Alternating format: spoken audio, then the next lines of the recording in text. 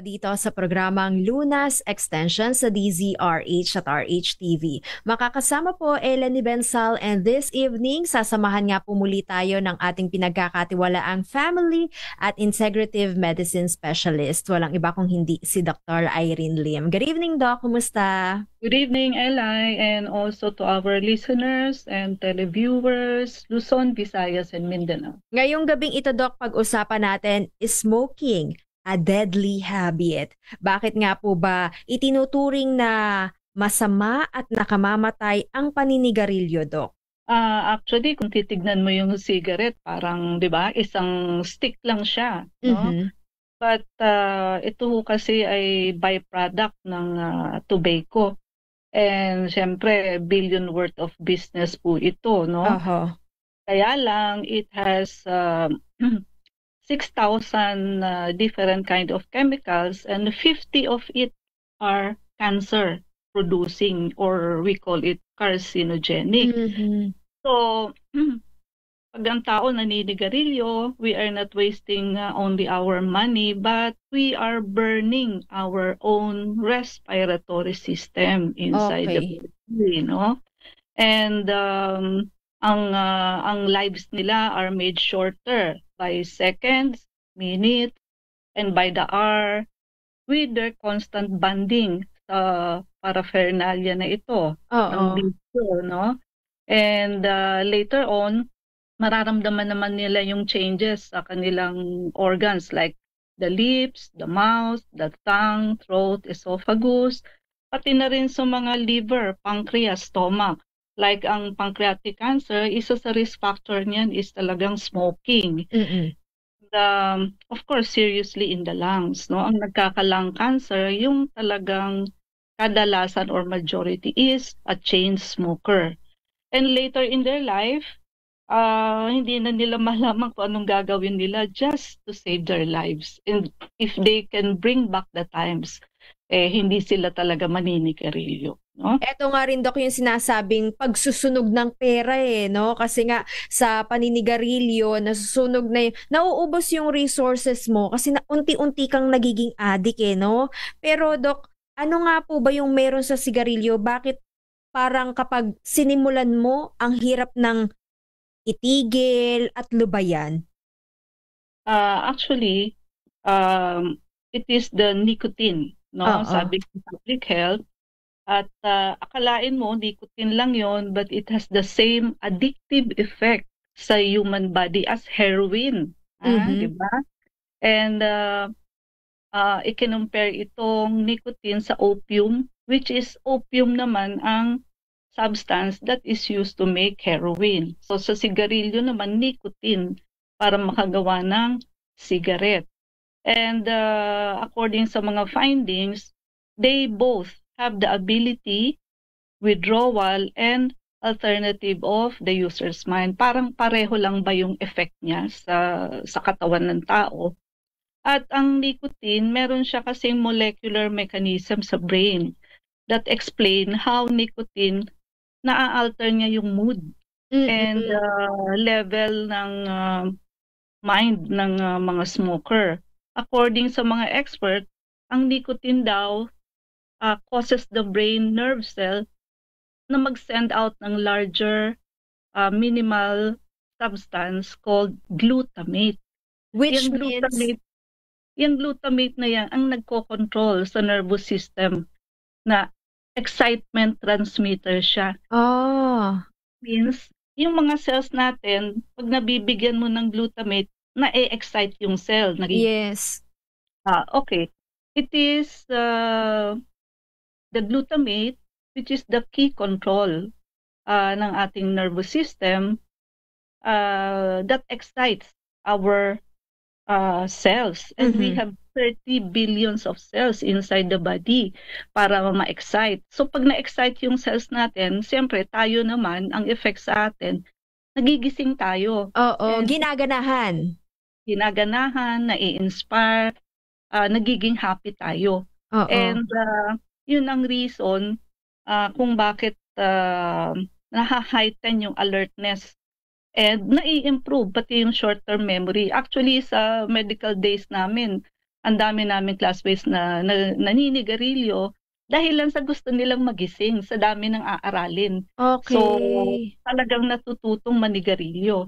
And may same ano kasi yan may same effect yan, 'di ba? Mm. Like sa nagsashabu, Yes. amphetamines naman, nahu-hook ang mga user because of yung alertness, they stay awake because Mm. of amphetamines. Usually yung mga nagsashabu hindi naman talaga yung nasasarapan sila when they use it at first, but Mm. gusto nila yung feeling na gising sila kasi marami silang output at the Parang end of the day.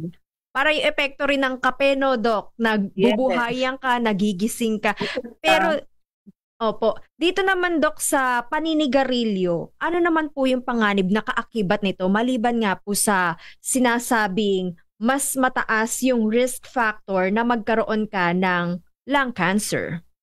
napakarami 'no.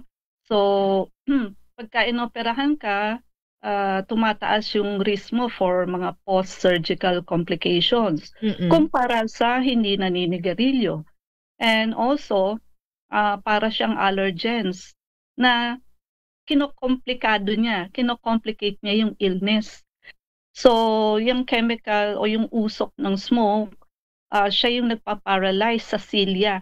Mm. Ah Ang cilia natin yan yung hair-like substance from the nose, papasok sa respiratory system.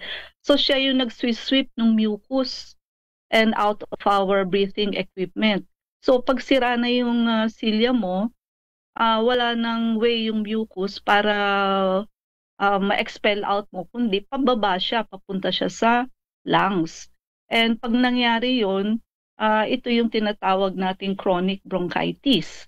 Also, nakaka-induce din ito ng, of course, maraming mucus, Mm. maraming coughing, and difficulty of breathing. Pag nangyari naman yan, pag na-damage kasi yung mismong lung tissue natin, magkakaroon naman ng pasyente ng emphysema. So we call it COPD, 'di ba, ang emphysema. Oo. Kumbaga yung substance ng lungs mo sira na, so hindi mo na siya masyadong ma-inflate. Kaya ang hinga ng taong may emphysema is what? Shallow breathing lang. Parang sisinghap-singhap lang siya lalo na 'pag malala na yung emphysema. Mhm. And Parang laging also, kinakapos ng hininga, Doc? kapos na kapos talaga sa Oo. hininga. Kaya yung mga ganyan kung humiga yan mga 2, 3 unan, so hindi Aha. nila kayang mag-flat ng higa 'no? And yung mga kalalakihan, who smoke twice as likely 'no, reason din 'yan for infertility. So nada-damage yung DNA nila sa sperm cell nila. Mm. For men, gusto nyo bang maging baog o matawag na baog? Siguro naman enough reason na 'yan para mag-stop kayo ng smoking. And at the same time sa kababaihan, mas mahirap silang mag-conceive, mabuntis.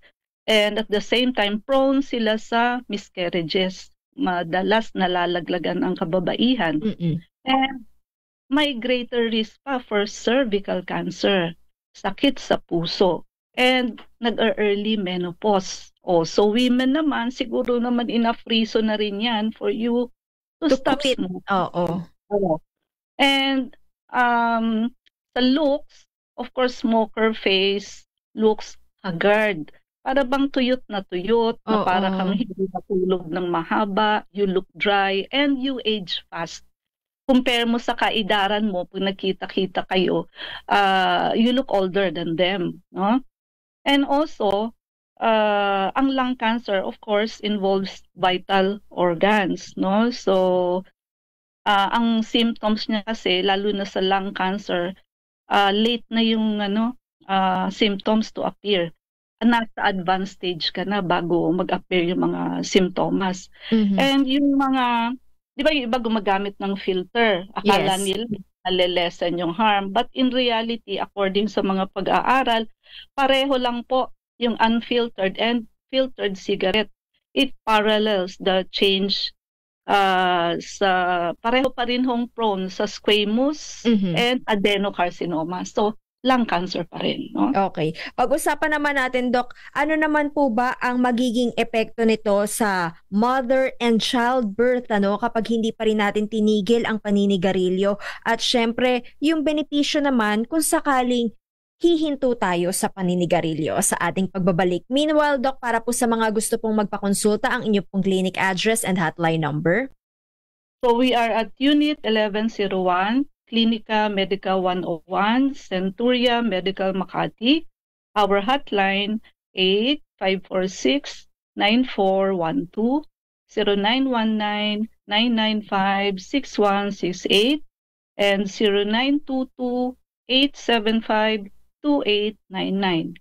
I repeat, 8546-9412, 0919-995-6168, and 0922-875-2899.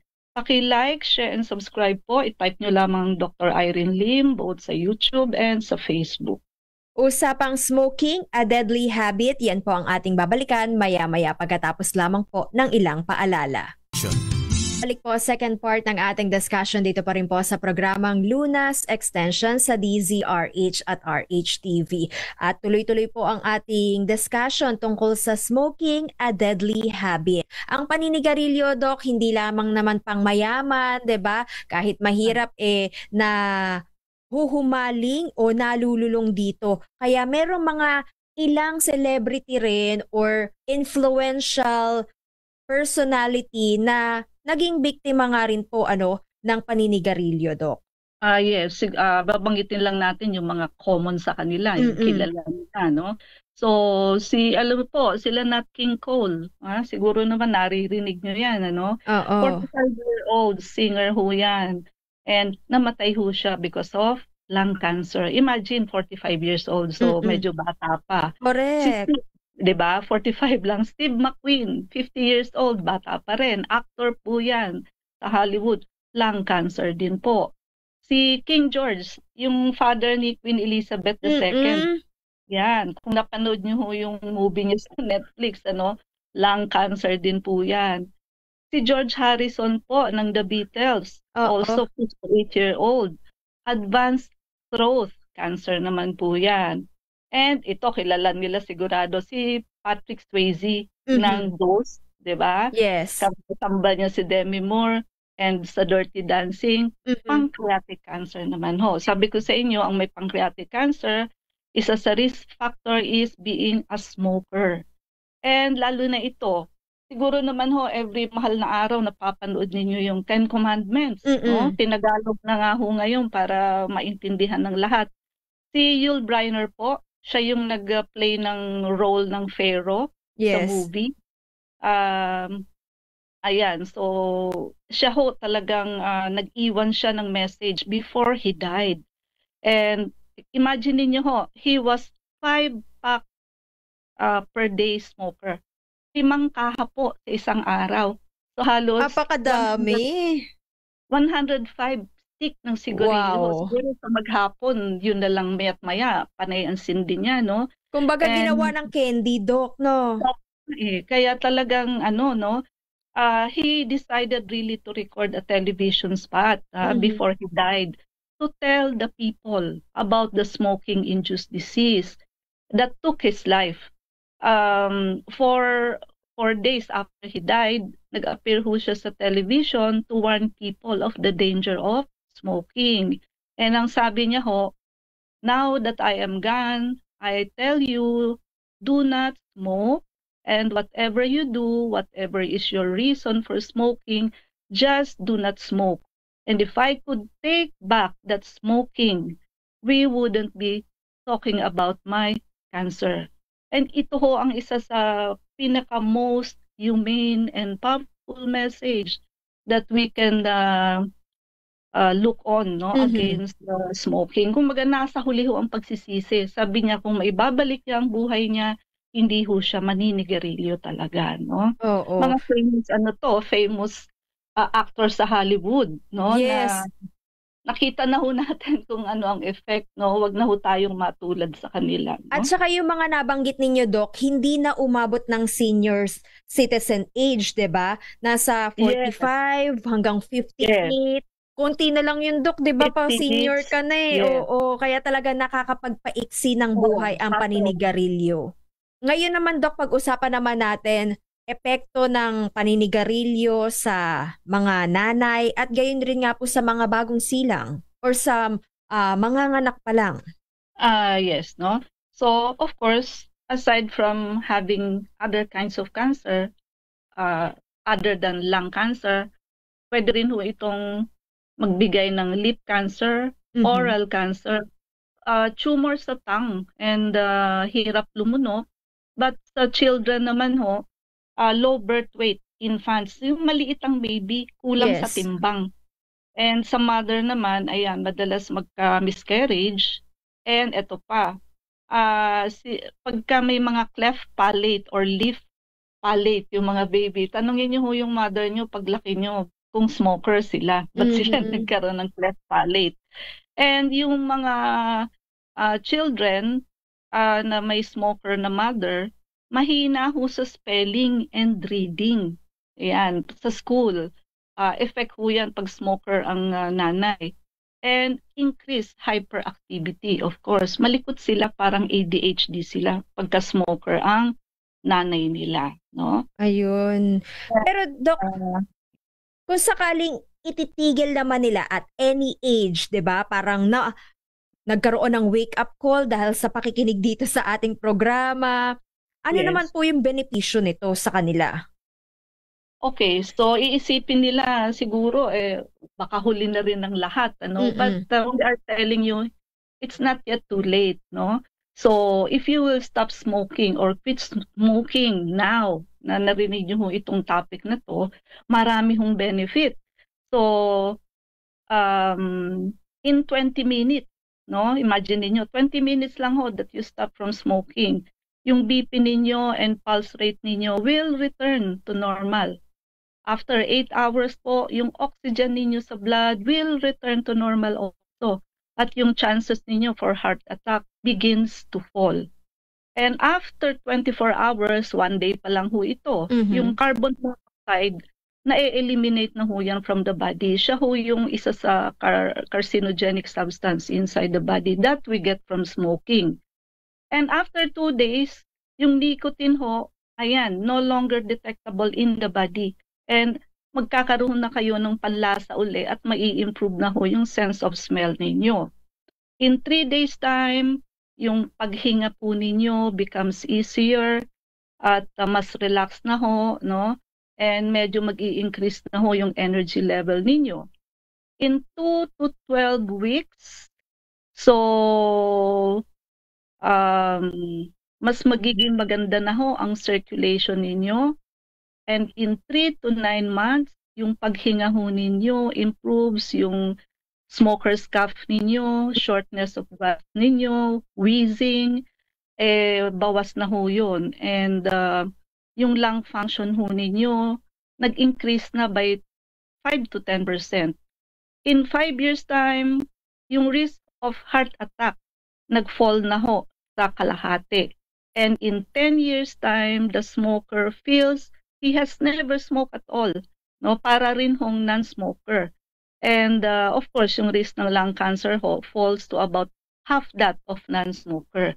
So imagine din mo sa 10 taon, para rin daw ho kayong hindi nanigarilyo at all. Kaya lang Okay. baka magreklamo naman yung mga non-smokers, sabihin, pareho lang naman pala after 10 years, di sana naggarilyo na rin kami.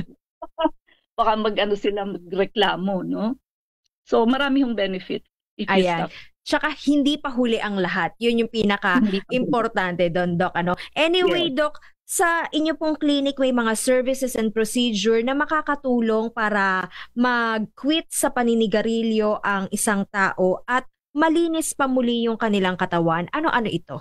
Of course, number 1, magpa-vector scan ho kayo, no? We are still on promo because it will show early catch of cancer. Pagka ho may impending lung cancer na kayo or kung ano man pa hong cancer due to smoking, no? And also, makikita niyo ho sa vector scan kung may mga bara na ho kayo sa ugat. Of course, nakakapagpalapot ho ng dugo ang paninigarilyo, especially sa brain tsaka sa heart.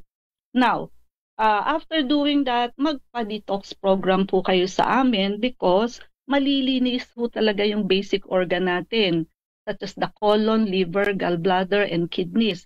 Now, special importance to the colon in relation to the lungs. Sister organ po ang colon and lungs. Hindi nyo ho mai-improve ang lungs pag ang colon ho ninyo marumi. So mabilis ho ma-improve ang health ng lungs pag malinis ho ang colon ninyo. Sa Chinese medicine ho, sister organ yung dalawang yan. Then also, our blood cleansing, mawawash out niya ho lahat ng nicotine and other cancerous substances inside the body na naipon nyo ho all throughout the years. So kaya nga ho earlier than 10 years no?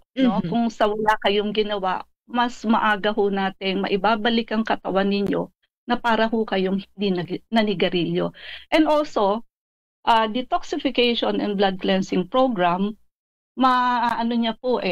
matutulungan nila kayo sa withdrawal symptoms, di ba? Pagka huling po kayo sa sigarilyo, para kayong naglalaway, madali ho nating mai-improve yun, maaalis yung ganong pakiramdam dahilan sa matatanggal ho natin yung nicotine from your body, which is, sabi nga natin, is the addictive substance in a cigarette. No? Okay. At para nga po, Doc, sa mga interesado na mag-avail ng vector scan, detox program, and blood cleansing, muli ang inyo pong clinic address and hotline number. Okay. Kami ho ay nasa Unit 1101, Clinica Medica 101, Centuria Medical Makati. Our hotline 8546-9412, 0919-995-6168, 0922-875-2899. I repeat, 8546-9412, 0919-995-6168, and 0922-875-2899. Paki-like, share, and subscribe po. Type nyo lamang ang Dr. Irene Lim both sa YouTube and sa Facebook. Thank you so much, Dr. Irene Lim, and keep safe always. God bless po. Keep safe, God bless, and good night. Maraming salamat po, Luzon, Visayas at Mindanao. Yan po ang kabuuan ng ating discussion. Hindi pa po huli ang lahat. Pwede nyo pa pong itigil ang paninigarilyo at pwede nyo pa po muling mapanumbalik ang sigla ng inyong katawan. Inyo rin pong nakasama, Eleni Bensal, para sa tuloy-tuloy na pagbabalita, tuloy-tuloy na serbisyo, sama-sama tayo Pilipino.